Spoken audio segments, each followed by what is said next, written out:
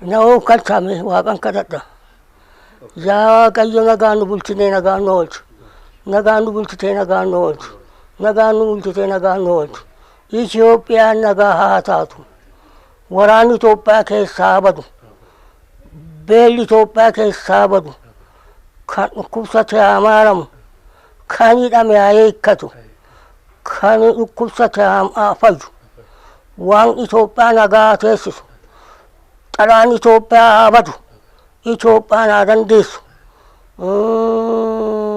Jaarsan jennu, jaartiin jennu, guraageen jennu, Tigireen jennu waan jiru hundumtuu garaan keenya tokko haa ta'u. Waaqayyo wal nu jaalachiisi. Dhukkuba hamaa jalaa nu baasi. Beelli Itoophiyaa keessaa badu. Waraanni Itoophiyaa keessaa badu. Waraanaaf xoolinati yaa Waaqayyo nurraa dhoowwi. Nagaan bullee immoo nagaan nu oolchu. Waan immoo jenne hundumaati yaa Waaqati nuu guuti. Galfadhee manaa gaatti maqaan koo Dirribaa Caalaa jedhama. Abbaan koo Caalaa Raddooti jedhu warra gaattiraadha dhaloonni qeesoo gaattiraati. Wanti taarikii kun ulfina guddaa qabdi. Dubbii sobaa keessatti hin galtu. Wanti fe'etoo galee dubbii taarikiin qabu sobni hin galu. Hammi ishee qulqulluudhuma waanuma dhugaadhaan isa sobaas akka sobaatti. Isa qulqulluus akkasitti jiraata. Ani egaa sanatti dhaladhee akkasitti asuma Amboo kanatti guddadhe. Mana faranjoota warra Ameerikaan innaas galan isaan birattan galee fidalayyuu isa mamma masarata timirtii kan jedhamu asittiin tamaare kifilee afur qaqqabe. Minilik irraa kan fudhate Haile Sillaaseedha. Haile Sillaasee irraa kan fudhate Dargiidha. Dargii irraa kan fudhate kunoo isa naannee fudhate kana akkasitti yaa gooftaa koo. Haile Sillaaseen akkuma waaqaatti ulfina qabaayyu. Gorsi isaas gaariidha, hojjaan isaas gaariidha. Namnis immoo wal bareeda xuraa godhee wal qabatee Haile Sillaasee sana. Egaa innaa sana ishiidhaan beeka. Dargiin maa booda kaan Haile Sillaasee booda inni kan saamaa kan barri beekee fi kan namni beeke. Haile Sillaasee irraa Dargiitu fudhate. Dargii irraa immoo inni fudhate kun bara fudhate. Amboo bataam itti guddaa kan taate daanyinnatiinis kan dhaabate firdiinis kan kakkarame qabalee Aandii kan jedhamtu jirti. Qabalee kanarraa qabameeti qabalee hudattiitti darbee qabalee soostiitti darbee amma deebi'ee kanarra qabaachumaan mircaan qaxxale. Innaa sana baay'ee guddisee maaltu wal beeka. Gaanuu dhufee arge warra faranjoota taraa dhufee warra habtaamii warra araqaa ta'eetu naanna'ee bulu wal bulcha malee onnaa sana maaltu wal beeka. Amma akkammaa kana mangistiin hin dhaabamne. Akkammaa kana mangistiin hin dhaabamne innaa sana. Aduwaa xoolinnatii sanannaa abbaan koo achitti du'u kana ani dhaladhee waggaa lamatti Baashaa Caalaa Raddoo kan jedhamu abbaa kooti inni asitti xoolinnatii sana gubbaarratti du'e. Ajjeesan xaaliyaaniin ajjeefte. Ani innaa sana dhaladhee waggaa lama. Ilmi namaa qulqulluu dubbatee qulqulluudhaan hojjeteet waan hojjete sana bareecheet akkasitti yoo ta'e bareessa malee ilmi namaa waassaasaa ta'e sisatanyaa yoo ta'e waan nama yoo barbaade yoo hattuu ta'e yoo zaraafii ta'e yoo haxa barbaade yoo ta'e xurumsi. Ilmi namaa nicuudhaan niciinnaadhaan kun amma kanatti na jiraachise. Niciinnaadhaan an jiraadhe. Firdi shangoo hojjedhe gubboo namarraa hin nyaanne. Abboon xibbaqaa akkana misiin jedhu katemaadhaan kantiibaa innaa maraxamu sana immoo ana waaqa qoxoxxor komiteetti kan nagalchan xaqlaarra Ambooti. Egaa amma Amboo katamaa jechaadha. Waaqa qoxoxxor komiteeni hoolaa qalan yoo gurguran, re'ee yoo qalan, sangaa yoo qalan, foon yoo gurguran, hundumaa kan jedhan kan qoxaxxaru waaqa qoxoxxor komitee sana. Warra komitee kantiibaan ennaa dhaabatu sana warra isa qoome sana keessa hojjadhe keessa isas nasaadhaan jara wayi akkasi gooftaati. Egaa inni nama siin jedhu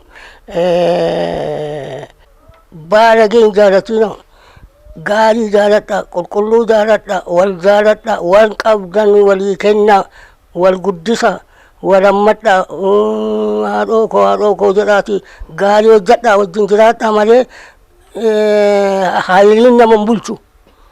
Haayilii nama higgiidhaan dhaabate inni isa karaa sanaati otoo hin taane of eeggadhaati jaaladha wal jaaladha jiraadha gaarii hojjedha jechuu kooti.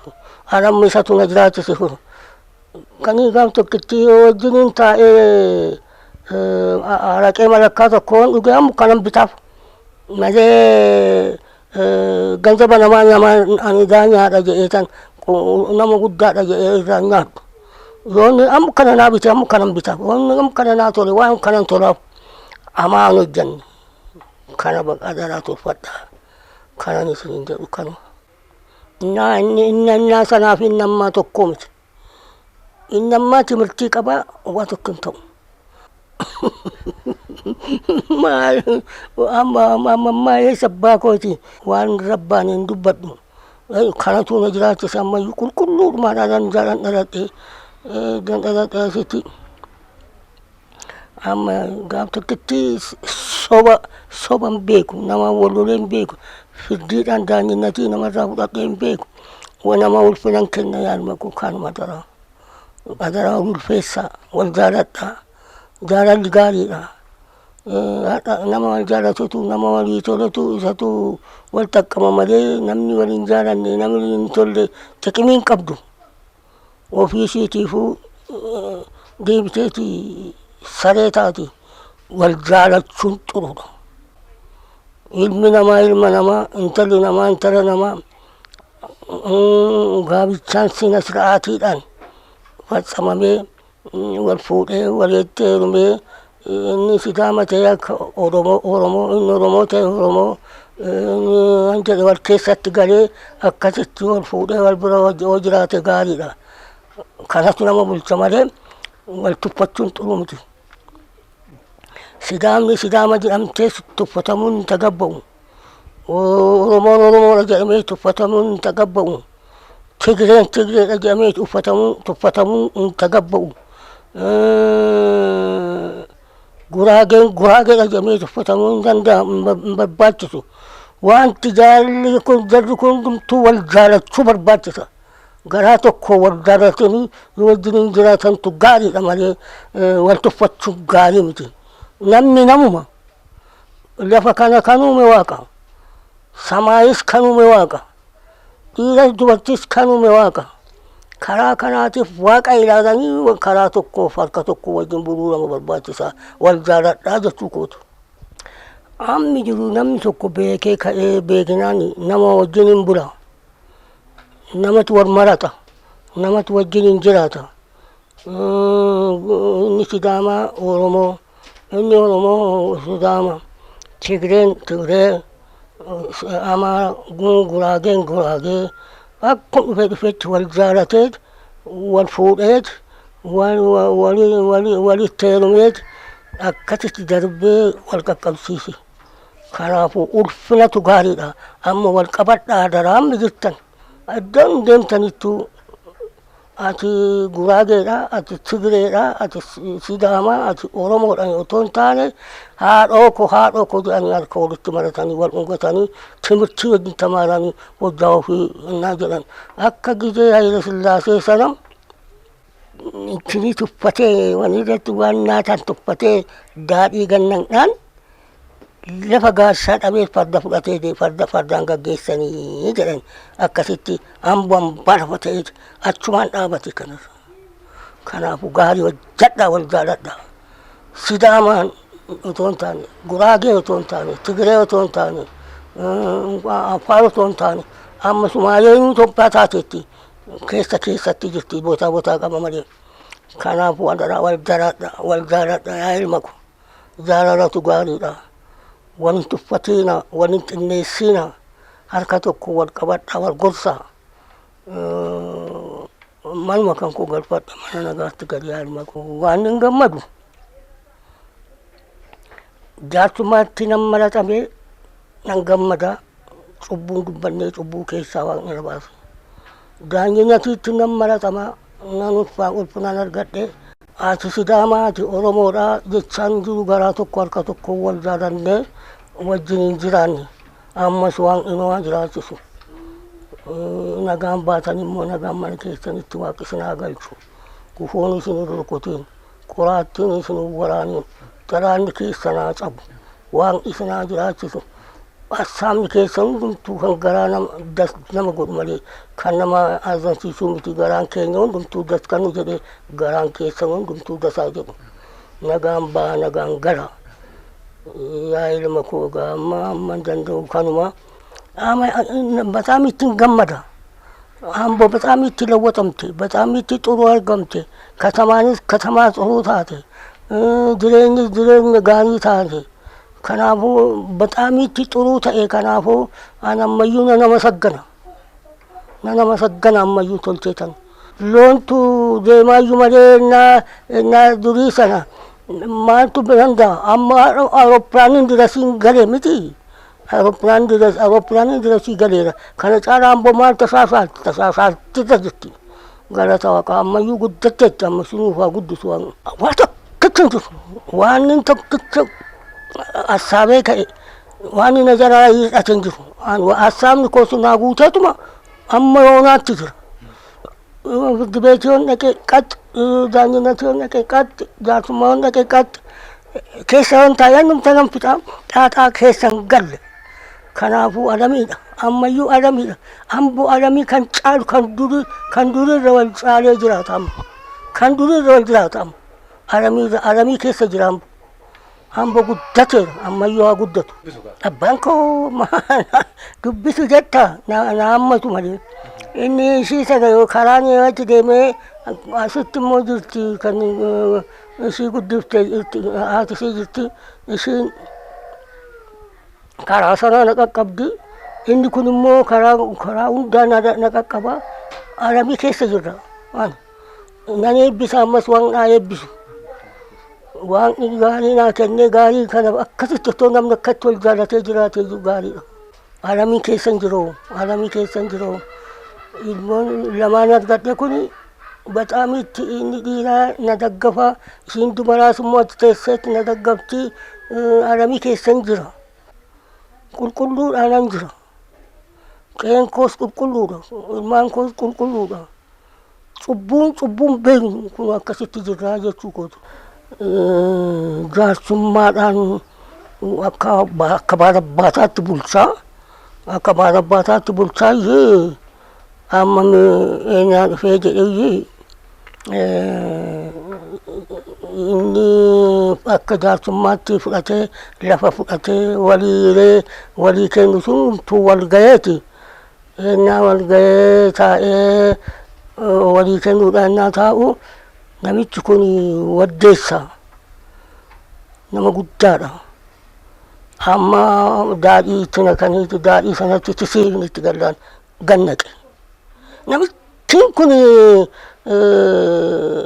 amma jaarsummaa keessa teessee lafa hirmattee lafa fudhattee kennamina jedhamu amma inni deebi'eeti daadhii gannaqaa.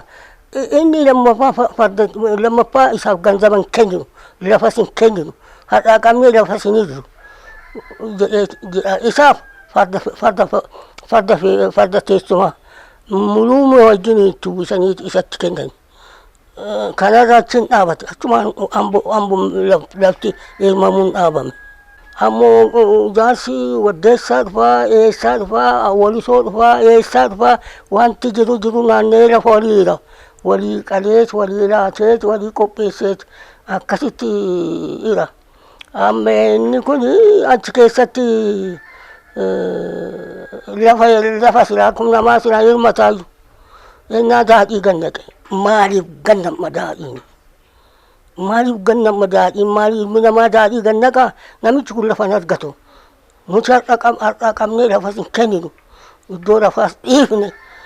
Namichi kun jedhanii farda teessumaa akkuma fe'ametti muluu uffatatti uwwisanii masaara wajjin isatti kennaniiti isa gaggeessanii inni kaan lafa hirmatee addaan hirmatee hambaa lafaa jenni achumaan dhaabate kana hirmaan lafa hirmachuun kanarratti dhaabate. Walii ulfeessaa walii kennaa walii horaa walii hundaan ulfina walii kennaa amma iddasi namicha sana gubbaarratti lafa walii kennuun dhaabame hambaa lafaa jedhamee taarisiirra taa'e. Qilleensi ጭንቅላቴን ከሆነ dadhabdeetti mikiraan isaa haadha waggaa 130 labbaffaa'inna qaqqabu qal'aanii miti. Ammanayyuu taa'ee haasawuun koo taarikiidha. Kun haadha galata waaqaa waggaa 132 keessa jira. Amma kanatti anis egaa oolmaa gadi Tigirii kana Firdi Shangoo Aboo Xibbaqaa Waagaa Quxuxxur Komitee ከተማ kantiibaanነት egaa qabalee naa sana qabalee torbaayyuu innaan malaxabnu innaa mircaan dhaabatu qabalee torba sana keessatti mircaadhaa dhufne kantiibaa malaxuudhaaf qabalee 6 katamaan kantiibaa malaxuudhaaf dhufne innaa dhufnee iddoo mircaa kana teenyu baashaa camaannoo እንትና jaarsa isaa malaxamasiin jire jaarsa isa nama maqaan harkaa bade harkaa bade maqaan hundumtuu badeenarraa mataan kun naannofteetti dullumne qabalee torba kan ta'e jaatti galchine jaatti galee qabalee jaatti galeeti egaa ennaa sana jaan suni kun amma akkanumatti dallaqeeti amma yoonaa qaqqabe amma kun amma boodanaa qajeelchan malee innaa sana keessatti Firdi Shangoo sabsaabii maannoo Firdi Shangoo sabsaabii arattanyaa timirti beeti maannoo qabalee keessatti mircaadhaan qabalee naa taa'u Firdi Shangoo sabsaabiidha. Deebi'eetan immoo atoo Zamqin Maariyaam innaa sana katamaa kantiibaati. Zamqin Maariyaam immoo deebi'eetaan isaan wajjiniin immoo qabalee torban sana finneeti awwadaaddar katamaa innaa sana katamaan liqaambariin argameet kantiibaan maraxameet amboo fakkaateet innaa sana qabalee afurii አጠቃላይ መስመቱ አራፊ ያየና ሰና isa kantiibaatti maran'ee innaa finne jennu aanimmoo lammaffatti na malaxan itti na dabalan jennaa lola kaase kifilii hawwattu katamaa amma kanaa bulchaa nama bulchuu danda'a hin danda'u ijaa kanaatiif adagaanis ni taa'uu aanana dhiisaanit iddoo kanatti maa galchitan kan nama biraa galchaa ge'etan Zamqin Maariyaam maran'eet inni liqaambarii ta'e kantiibaa ta'e katamaatti. Inni manbattu masaratame kun inni katamaan kantiibaan katamaatti ennaa masaratame ennaa sana malee kan biraa miti namni dura hin jiru kantiibaayyuu ta'uudhaaf mircaa keessa galeen yaan immoo maalii timirtiin qabu otoon tamaaree baheessa malee namni timirtiin qabne deebi'ee kantiibaa ta'a. Ana nama xiina na dhiisaa jedheetan warra silaa qabalee torba sana keessa maraxamee dhaqee mircaa kana malaxe sana jennaan kan hojjetu sarraatanyaadha. Yoo sarraatanyaa hin qaxarra sarraatanyaatu hojjeta. Ati maaliif dhiifta kantiibaa ta'uu si barbaachisa malee sin dhiibni jedhanii natti ka'anii. Anis abbaan koo bade maalan godha jedhennaan taa'u dhufnaan atoo Zamqin Maariyaam kantiibaa ta'an. Ani kanarratti deebi'eeta Waagaa Quxuxxur Komitee. Waagaa Quxuxxur Maariyaam foon, hoolaa, re'ee, sa'a, sangaa mana hoteelaa hunduma Quxuxxurii kana Waagaa Quxuxxur Komiteetti na galchan kantiibaannatiin kanatti lawwaxamee kun isaan isa keessaa waan na baasee kun amman jira kun sammaa kana gabinnaadha abbaansaa badii gabinnaa jedhan badii sun immoo ilma nama ajjeese nama ajjeeseeti bahe. Otoo baqatee deemuuti warra nugusa Atsee Filimooniitti dhufe. Atsee Filimoon Sidaamaa. Innaa itti dhufu gurbaa eessa dhaqxa? Nama ajjeeseen bahe. Eessaa baate akkasitti kora kun? Kottu jedheet fudhatee galee. Fudhatee galeet intalli geessee manaa qabattee achitti deesse. Innaa deessu majammaraa dhiira deessi. Dhiira innaa deessu yaa Waaqayyo gaanii ani beeta mangistiitti galee nugusa ta'ee amma deebi'eetanii ani askara namaa ga'ee gara amma isaan tara nugusaa fuudhee amma nugusa keessatti galee kana na jedhuti qeesoo jedhe maqaa waame. Qeesoon akkasitti faxxarame. Qeesoo zariin keenya jechaadha. Qeesoon akkasitti dhalatee jabana Atsee Filimoon akkasitti dhalatee bakka achi deebi'eeti firfaaroo dhalte. Indagana ammoo duuba dhalte. Firfaaroo jedheen. Indagana ammoo konnashii jedheeti. Walitti fidee nama afur. Qeesoo firfaaroo konnashii jirutu afur amma kan hojjetee kan jedhe badii ilma gabinnaa sana uneensaa akkasii harma kun.